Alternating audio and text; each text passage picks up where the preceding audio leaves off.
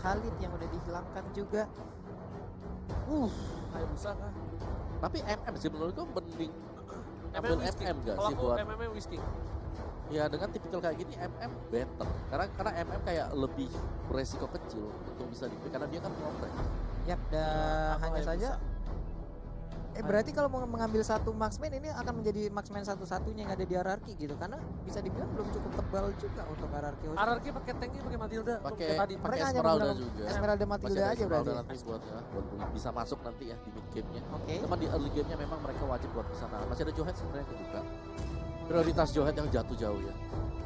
Oh, sideline-nya Whisking pakai itu ya. Beleric. Beleric. Oke. Beleric juga. Markulda, Yudo. Berarti dua support di tengah satu. Kurang damage gak sih buat Alutimus? Apa ini? Ini nanti bakal apa ya? Kita bingung kayak gini. Kayaknya damage-nya bakal diarahin ke ini. Yang paling terakhir, siapa dia junglernya? Hayabusa gak sih? Ya antara Herosa atau Lenzel atau Bruno Lancelot. siapa tahu. Lancelot bisa sih. Parsha Wah. Baxia kembali dari combo lama dari Wah, Brand Esport. Ribo di samping pakai Parsa bro. Iya. Ini berarti Lancelot sih kayaknya. Segala sesuatu yang bisa kasih Instant. damage besar Instant waktu kill. Beleric lagi ultimate. Karena semuanya bakal diam di lantai di tanah. Lancelot berarti mungkin Hayabusa. Hayabusa kan lebih sakit. Tapi kali ini kita masih lihat peruntukan pick terakhir. Satu marksman jauh. Please marksman. Apa? Sebut Bruno. marksman ya? Bruno. Bruno atau Flip. Bruno sih. Bruno. Masih bisa jaga diri juga. Tapi ada Sylvana itu PR-nya. Ketika kita pakai Bruno, ketika kita pakai jungler di tengah, dia pakai Kari ternyata. Retribution dan carry. Oke, carry ini agak sedikit berisiko ya menurutku ya buat RRQ Hoshi karena dia dengan range yang bisa dibilang cukup pendek dan hanya akan mengandalkan Phantom Step. Belum lagi Hero Lock yang ada 2 lagi dan lagi untuk Brand Esports. Carry. Waduh. Carry Karena atau Phantom Kari. Phantom Step dan juga mungkin sliding tackle yang dimiliki oleh Bruno ternyata mungkin ya mereka udah punya strategi sendiri dari Araki Hoshi dengan ada Kari yang udah mereka ambil ya udah dengan 5 Kita hero percayain ini aja. ya udah kita percaya Kita dengan percayain mereka kita berikan support kita berikan seluruh dukungan kita untuk tim RRQ Hoshi. Yes, Yes. apapun yang terjadi untuk tim RRQ Hoshi kita Percaya. seluruh sobat Mobile Legends yang ada di Indonesia, Thailand, Kesar, ataupun siapapun kita percaya dengan apapun keputusan kalian. percaya. Kita bakal mendukung apapun yang Ya. kalian lakukan, apapun hasilnya, kalian tetap Indonesia, kalian sudah membanggakan negara Indonesia. Mari kita buktikan juga yang di Indonesia, kita support habis-habisan. Karena produksi anak pada nobar, Yap. semua orang pada nobar, Yap. semua support untuk tim RRQ Hoshi. Dan ini dia, game keempat, game penentuan. Akankah RRQ Hoshi nge-drag match kali ini ke game yang kelima? Ataukah dari tim brand yang akan menumbangkan RRQ Hoshi? So, langsung bersama dengan Ranger Mas Papul dan juga Oh, wow. Right now, let's go. Wow, yo.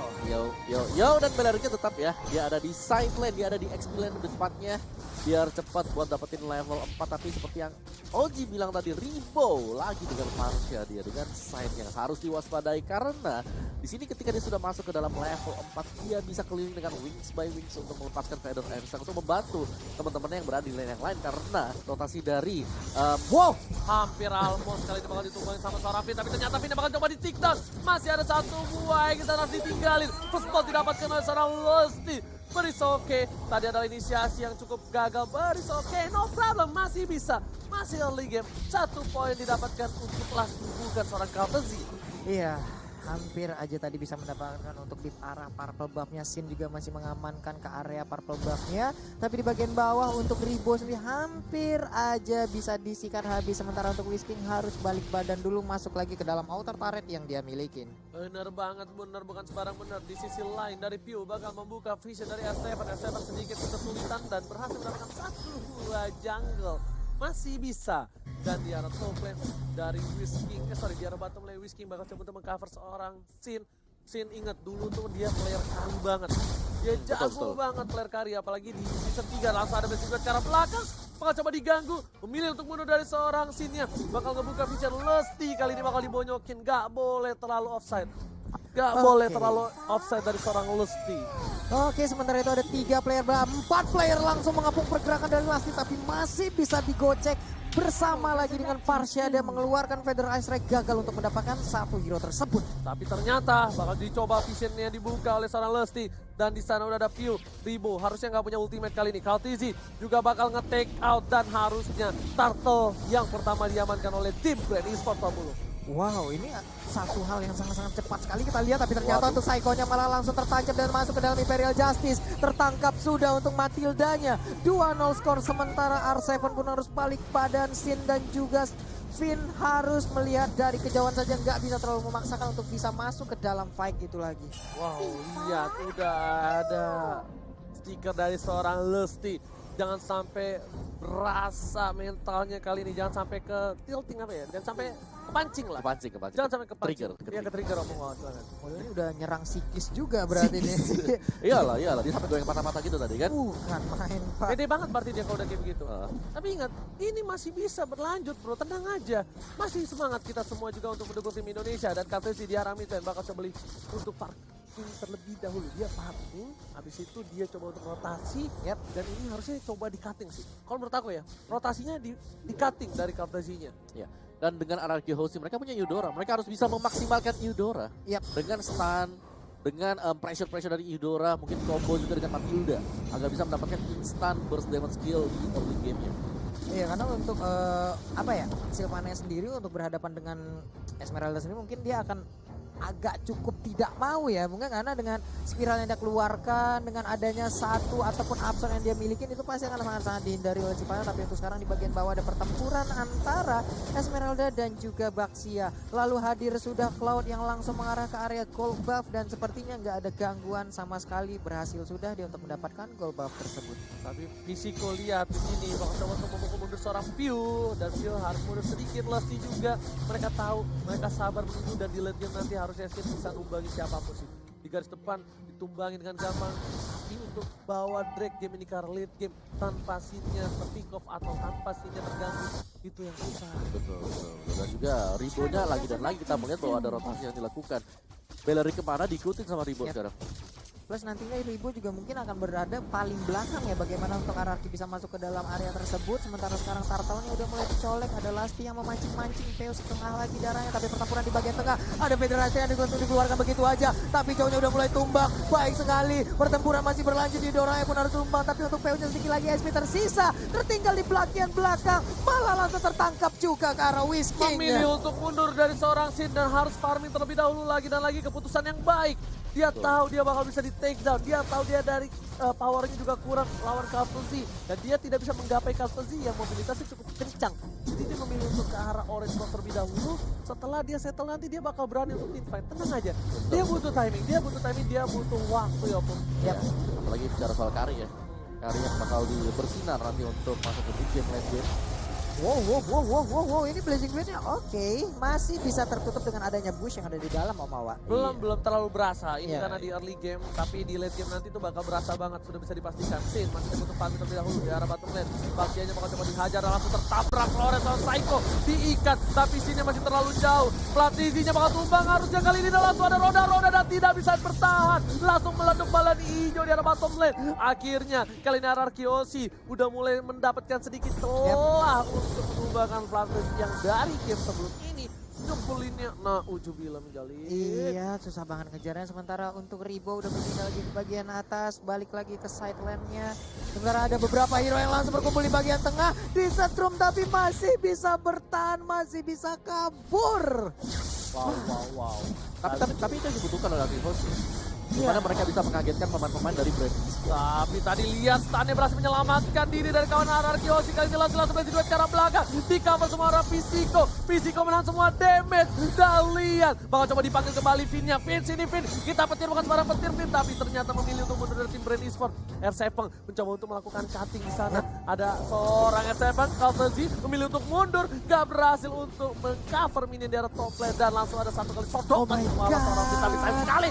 Sini ada mid lane, difokuskan, diajar Finn-nya, di killing spree. Oh my God, ini bisa menjadi bencana. R7 memilih untuk mundur, Pisiko Sakaratul Maut, dan bakal coba di dive di dalam. Surya double kill, looking for triple kill dari Kaltizi.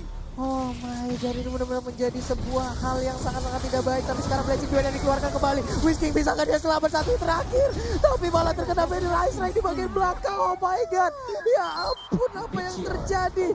Satu outer talent yang ada di mid lane akan segera bisa dihancurkan. Tapi ternyata tadi kita lihat paling star punya lompat ke bagian depan. Tapi malah menjadi bulan-bulanan bonyok. Sudah Satu persatu tumbang. Anarkiosi tidak boleh seperti ini. Mereka tidak boleh melakukan satu persatu yang tumbang. Mereka harus sabar sedikit demi sedikit. Dari Anarkiosi harus sabar nunggu momentum. Kalau satu persatu ini bakal menjadi bencana untuk mereka. Karena dari tim Brand Esports mereka mempunyai gold lebih jauh. Dan dia memiliki level yang cukup jauh. Ya, Kaltisi bebas banget tadi dengan Blazing Duelnya, bahkan bisa menyodok lewat belakang dan bahkan mendapatkan turtle dari levelnya. Kalau kita lihat dari segi gap itu sudah terpaut damage yang besar sih. Iya, ada dua level di sana, level 12 dan juga level 10. Ini kita lihat ya rotasinya mereka selalu bertiga. Selalu dijaga seperti ini adalah hal yang baik, hanya saja tadi di saat terculik satu, itu tuh merembet habis sampai ke player-player yang lainnya gitu Mawar. Soalnya keculik Sin. Iya, dan sekarang bisa turun lagi tapi ternyata mencari support sekarang belajar dari dikeluarkan kembali. Sakit banget. Apakah kali bisa ternyata dia mati? Oh, Akhirnya Kaltisi tertumbang. Bahkan coba dibalikan keadaannya. Kaltisi nggak bisa melihatnya betul panjang. Langsung ada di sana, dirontokin. Kaltisi ada langsung hilang. Double kill dari seorang Sin. Ini dia momentum yang harus didapatkan oleh tim Anarkiosi. Spin dibalikan keadaannya. Satu tertangkap, dua hilang. Sin gak ada yang cover. Sin memilih untuk mundur harusnya Sin. Karena kalau misal ada Ribo, Sin bisa di take down. Ini gak boleh sampai keambil juga dari Sinnya. Dia harus pulang. Dia harus farming lagi. Karena dia udah gak ada yang cover. Kali ini Ribo menuju ke arah top lane. Udah ada R7 di sana. Apakah R7 bakal coba untuk mengganti? Lihat burungnya mencoba diselepet. Langsung ada selendang Maya. Pulang kau. Sini kau burung, nih ku selepet, kau ku tarik, kau langsung ku cabut. Oh tapi udah ada PU juga. Ingin menombak seperti yang tadi. Masih gagal, masih bisa kabur. Ada hal baik yang udah ditemukan oleh Anarkiosi. Ayo, come on bro, Masih come on, bisa bro. lihat. Akhirnya turret pertama didapatkan Anarkiosi dan Sin. Menuju ke arah 6.000 gold ke arah Endless Battle harusnya untuk hari ini. Endless Battle, F7 ke arah Calamity. Sedangkan dari seberang itu Kartasinya udah menuju ke arah sayap. Waduh, 7.000 berbanding sekitar dan sekarang pertempuran kembali pecah, itu dia, udah ada revelasi dibuka tapi sedikit lagi SP tapi masih bisa bertahan Flamsinya, sayang sekali, PU-nya tertinggal di bagian belakang tapi masih bisa kabur juga, dikejar oleh Sin yang berhasil mendapatkan satu orang, untungnya masih bisa lompat ke bagian belakang, tapi untuk Pinnya dan juga 3 orang lainnya, Sin bisa nggak kabur ke bagian belakang, Kartasinya dikejar bisa.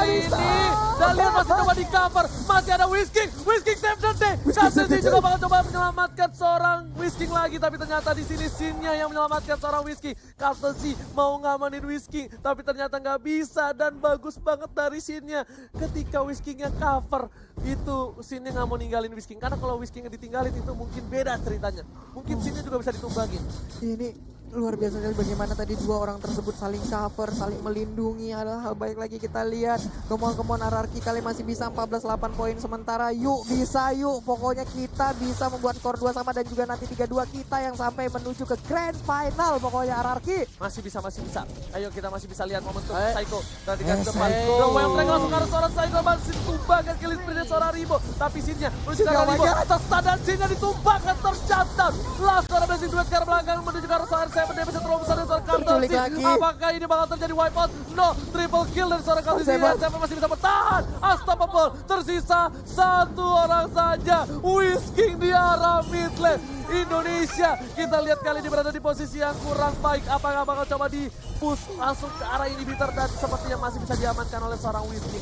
Benar guys, tapi sekarang inhibitor turretnya apakah bisa rubuh? Tidak, masih bisa bertahan untuk Anarki. Kemon Anarki, yuk bisa, yuk kita masih bisa di bagian bawah. Apakah tumbang turretnya? Ayolah tumbang. Ini late game masih bisa, tenang. Ini masih late game masih bisa. Sedangkan di arah top lane para pemain dari tim Brand Esports mereka berada di orange buff dan berhasil diamankan Whisking.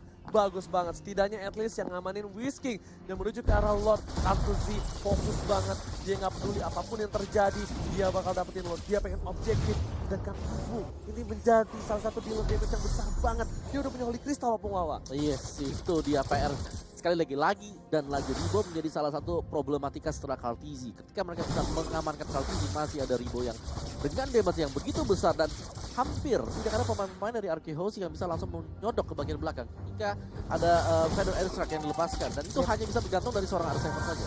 Kalau sampai R7 juga bisa di-pick, wow itu bakal PR banget karena dengan range yang dimiliki oleh Terry agak sedikit sulit untuk bisa masuk ke bagian belakang.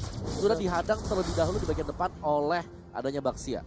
Oke, lihat Arkehouse semuanya sudah berada di dalam base. Mereka nggak mau terlalu offside. Mereka bakal numbangin Lordnya terlebih dahulu. Mereka bakal fokus untuk menahan inhibitornya. Sedangkan itu Lord sudah mulai masuk. Oh, coba dihajar oleh seorang Sin. Sin langsung diarah midlane.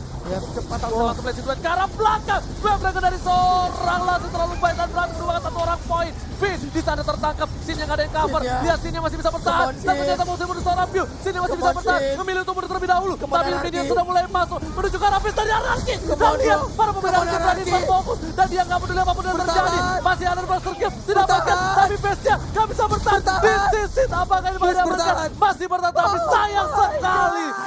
Indonesia harus dan congratulations untuk Filipina berhasil memenangkan game yang keempat. 3-1. My Kemenangan God. bagi Brand Esports. Dan ya dari pressure yang masuk dari Brand sendiri dimulai dari early phase-nya untuk pembukaan dan bahkan mereka menutup hanya memberikan 1 poin kemenangan. Kalau kita bahas soal Brand sendiri, mereka tuh kayak selalu kasih game pertama buat lawannya. Apakah itu untuk melihat sepak kekuatan? Adaptasi.